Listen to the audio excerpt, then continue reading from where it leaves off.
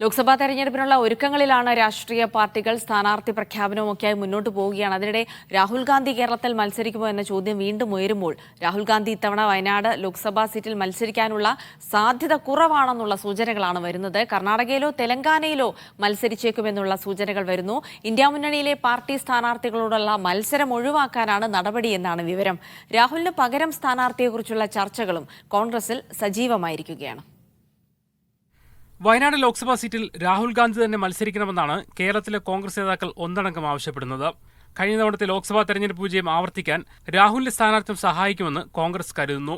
അതേസമയം രാഹുലിന്റെ വരവ് തടയാൻ ഉദ്ദേശിച്ച് ദേശീയ നേതാവായ ആനി രാജയുടെ പേരാണ് CPI പരിഗണിക്കുന്നത്.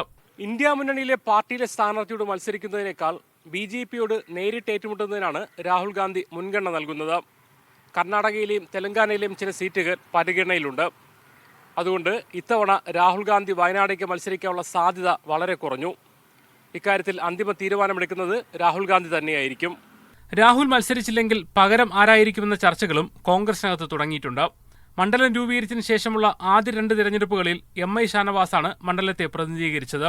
2019 T സിദ്ദീഖിനെയാണ് സ്ഥാനാർത്ഥിയായി ആദ്യം തീരുമാനിച്ചതെങ്കിലും രാഹുൽ ഗാന്ധി മത്സരിക്കാൻ തീരുമാനിച്ചതോടെ സിദ്ദീഖ് പിന്മാറി. മുസ്ലിം വോട്ടുകൾക്ക് വലിയ സ്വാധീനമുള്ള മണ്ഡലത്തിൽ മുസ്ലിം സ്ഥാനാർത്ഥി തന്നെ നിയോഗിക്കണമെന്നാണ് കോൺഗ്രസിലെ ചർച്ച. CPM സ്ഥാനാർത്ഥി പട്ടികയിലെ മുസ്ലിം പ്രാതിനിധ്യവും കോൺഗ്രസിന്റെ ശ്രദ്ധയിലുണ്ട്. UDF convener MM Hasan, KPCC secretary KP Naushad Ali, Shanimol Usman എന്നിവരാണ് പരിഗണനാ പട്ടികയിലുള്ളത്. പരിഗണനയിലുള്ള മലബാറിലെ നേതാക്കളിൽ KP നൌഷാദ് അലിക്ക് ഇരുവിഭാഗം സമസ്തയടക്കം മുസ്ലിം സംഘടനകളുമായുള്ള ബന്ധം മുൻതൂക്കം നൽകുന്നുണ്ട്. പൊന്നാനിയിൽ സമസ്തയുമായി ബന്ധമുള്ള KS ഹംസയെ സ്ഥാനാർത്ഥിയാക്കിയതിന് മറുതന്ത്രം മെനയാനും നൌഷാദ് അലിയെ രംഗത്തിറക്കുന്നതിലൂടെ കഴിയുമെന്നാണ് കരുതുന്നത്. വയനാട് മത്സരിക്കുന്നത് സംബന്ധിച്ച് രാഹുൽ ഗാന്ധി തീരുമാനമെടുക്കുന്ന മുറയ്ക്ക് കോൺഗ്രസ് ഔദ്യോഗിക ചർച്ചകളിലേക്ക് കടക്കും. മുഹമ്മദ് അസ്ലം, മീഡിയ 1, കോഴിക്കോട്.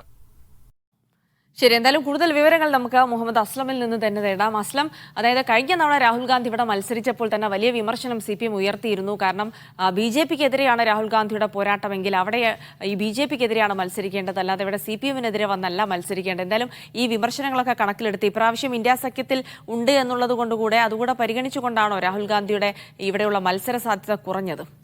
കഴിഞ്ഞ തവണ തന്നെ വയനാട് മത്സരിച്ചത് രണ്ടർത്ഥത്തിൽ ചർച്ചയായിരുന്നു. ഒന്ന്, കേരളത്തിലെ 19 സീറ്റുകൾ എന്ന് പറയുന്ന ഏറ്റവും വലിയ വിജയത്തിലേക്ക് UDFിലേക്ക് നയിച്ച ഏറ്റവും പ്രധാനപ്പെട്ട ഘടകം രാഹുലിൻ്റെ ഒരു സ്ഥാനാർത്ഥിത്വമായിരുന്നു. കഴിഞ്ഞ തെരഞ്ഞെടുപ്പിൽ ഏറ്റവും പ്രധാനപ്പെട്ട ഒരു എലമെൻറ്റും രാഹുൽ ഗാന്ധിയുടെ സ്ഥാനാർത്ഥിത്വം തന്നെയായിരുന്നു. അത് UDFിന് വലിയ രീതിയിൽ ഗുണം ചെയ്തു. അതുകൊണ്ട് തന്നെ ഇത്തവണ അദ്ദേഹം തന്നെ വേണമെന്ന് ഒന്നടങ്കം കേരളത്തിലെ കോൺഗ്രസ് നേതാക്കൾ ആവശ്യപ്പെടുന്നുണ്ട്. അതേസമയം കഴിഞ്ഞ തവണ ആ അർത്ഥത്തിൽ മുന്നണി ഉണ്ടായില്ലെങ്കിലും ഇത്തവണ കൃത്യമായി തന്നെ ഇന്ത്യ മുന്നണി രൂപീകരിക്കുകയും അതിൽ CPM CPI ഒക്കെ തന്നെ പ്രധാനപ്പെട്ട കക്ഷികളായി നിൽക്കുകയും ചെയ്തൊരു സാഹചര്യമുണ്ട്. മാത്രമല്ല ചില പാർട്ടികൾ പോയെങ്കിലും മറ്റു ചില പാർട്ടികളുമായി ചേർന്നുകൊണ്ട് മുന്നണി സംവിധാനത്തിൽ തന്നെ സീറ്റ് ധാരണയിലേക്ക് പോകുന്നൊരു സാഹചര്യമുണ്ട്.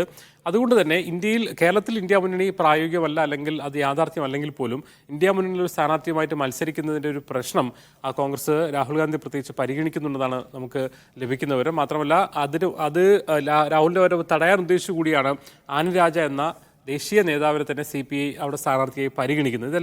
ഇതൊരു വശം നിൽക്കുന്നു. മാത്രമല്ല കർണാടകയിലും തെലങ്കാനയിലും കഴിഞ്ഞ ഭാരത് ജോഡോ യാത്രയ്ക്ക് ശേഷം കിട്ടിയ 2 സംസ്ഥാനങ്ങൾ എന്ന നിലയിൽ 2 പേരും രാഹുലിനെ അവിടെ മത്സരിക്കാൻ വേണ്ടി ക്ഷണിച്ചിരുന്നു. മാത്രമല്ല അവിടേക്കാകുമ്പോൾ BJPയുമായിട്ടുള്ള നേരിട്ടുള്ള ഫൈറ്റുള്ള സാധ്യതകൾ കൂടി ഉണ്ട്. അതുകൊണ്ട് തന്നെ കർണാടകയിലെ തെലങ്കാനയിലെ ചില സീറ്റുകളാണ് ഇപ്പോൾ രാഹുൽ ഗാന്ധി പരിഗണിക്കുന്നത്. അതുകൊണ്ട് അത്തരം ചില കാര്യങ്ങളൊക്കെ ഉണ്ട്. അപ്പൊ തന്നെ ഈ രാഹുൽ വയനാട്ടിലേക്ക് ഇല്ലെങ്കിൽ അവിടെ ആര് എന്നൊരു ചോദ്യം കൂടി ഉയരുന്നുണ്ട്. തീർച്ചയായും രാഹുൽ ഉള്ളത് കൊണ്ട് തന്നെ ആ സീറ്റിൻ്റെ മറ്റ് ചർച്ചകളിലേക്ക് കോൺഗ്രസ് ഒരു ഘട്ടത്തിലും കടന്നിരുന്നില്ല. കാരണം രാഹുൽ ഗാന്ധി മത്സരിക്കുമ്പോൾ മറ്റ് പേരിൻ്റെ തന്നെ ആവശ്യമുണ്ടായിരുന്നില്ല. അതേസമയം അല്ലാതിരിക്കുമ്പോൾ എങ്ങനെ ഇതിനെക്കുറിച്ചുള്ള ചർച്ചകൾ അനൗദ്യോഗികമായി തുടങ്ങി. നേരത്തെ നമ്മൾ റിപ്പോർട്ടിൽ പറഞ്ഞ പോലെ ഹസൻ്റെയും ഷാനിമോൾ ഉസ്മാൻ്റെയും KP നൌഷാദ് അലി, മാത്രമല്ല പിന്നെ മലബാറിലെ മറ്റ് KPCC ജനറൽ സെക്രട്ടറിമാർ ഉൾപ്പെടെയുള്ള ആൾക്കാരുടെ പലരുടെയും പേരുകളൊക്കെ തന്നെയും ചർച്ചയിലുണ്ട്. അതേസമയം അതിൽ ഒരു കാര്യം കൂടി ലീഗിൻ്റെ അല്ലെങ്കിൽ മുസ്ലിം കോൺഗ്രസിൻ്റെ മുന്നിൽ ഒരു ചർച്ച നിൽക്കുന്നത് പൊന്നാനിയിൽ KS ഹംസ എന്നൊരു സ്ഥാനാർത്ഥിയെ CPM നിയോഗിക്കുമ്പോൾ അതിന് പിന്നിൽ സമസ്തയുടെ ലീഗ് വിരുദ്ധ വോട്ടുകളെ ആകർഷിക്കാനുള്ള ഒരു തന്ത്രമുണ്ട്. അതോടൊപ്പം അതേ രീതിയിൽ തന്നെ സമസ്തയുമായി ബന്ധമുള്ള അല്ലെങ്കിൽ ഇരു സമസ്തകളുമായി മറ്റ് മുസ്ലിം സംഘടനകളുമായി ബന്ധമുള്ള ഒരാളെ സ്ഥാനാർത്ഥിയാക്കണമെന്നൊരു ആലോചന കൂടി കോൺഗ്രസിനകത്തുണ്ട്. അങ്ങനെയാണ് മലബാറിലെ പേരുകളിൽ KP നൗഷാദിലേക്ക് ഒരു മുൻഗണന നൽകുന്നത്. നമുക്കറിയാം കോൺഗ്രസ് നടത്തിയ ഫലസ്തീൻ ഐക്യദാർഢ്യ സംഗമം, അതോടൊപ്പം തന്നെ ഈ ഒരു ഏക സിവിൽ കോഡിനെതിരായ സമരം, ഇതിലൊക്കെ തന്നെയും ജിഫ്രി തങ്ങൾ അടക്കമുള്ള സമസ്തയുടെ നേതാക്കളെയും മറ്റു മുസ്ലിം സംഘടനകളുടെ പ്രധാനപ്പെട്ട നേതാക്കളെയും പങ്കെടുപ്പിച്ചിരുന്നു. അതിനൊക്കെ പിന്നിൽ ഒരു ഇടപെടൽ എന്ന അർത്ഥത്തിൽ KP നൗഷാദിയുടെ ബന്ധങ്ങൾ ഗുണം ചെയ്തു എന്നാണ് കോൺഗ്രസിൻ്റെ തന്നെ വിലയിരുത്തൽ. അതുകൊണ്ട് തന്നെ KP നൗഷാദിലെ സ്ഥാനാർത്ഥിയാക്കുന്നതിലൂടെ ഈ ബന്ധമൊക്കെ നിലനിർത്താനും CPM-നോട് ഈ ഒരു ന്യൂനപക്ഷ വോട്ട് വേണ്ടിയുള്ള ഫൈറ്റിൽ CPM-നൊപ്പം നിൽക്കാനും കഴിയുമെന്നുള്ള പ്രതീക്ഷ കൂടി ഉണ്ട്. എന്തായാലും മറ്റു പേരുകളും സജീവമായ ചർച്ചയിലുണ്ട്. അതേസമയം നേരത്തെ നമ്മൾ റിപ്പോർട്ടിൽ പറഞ്ഞ പോലെ രാഹുൽ ഗാന്ധി വയനാട്ടിലേക്ക് ഇല്ല എന്നൊരു തീരുമാനമായതിനു ശേഷം മാത്രമേ അത്തരം ചർച്ചകളിലേക്ക് കടക്കുകയുള്ളൂ. എന്തായാലും അനൗദ്യോഗിക ചർച്ചകൾ കോൺഗ്രസിൽ തുടങ്ങിയിട്ടുണ്ട്. എന്തായാലും ഈ സീറ്റ് ചർച്ച തന്നെയാണ് കോൺഗ്രസിന്റെ ഏറ്റവും പ്രധാനപ്പെട്ട വാർത്ത.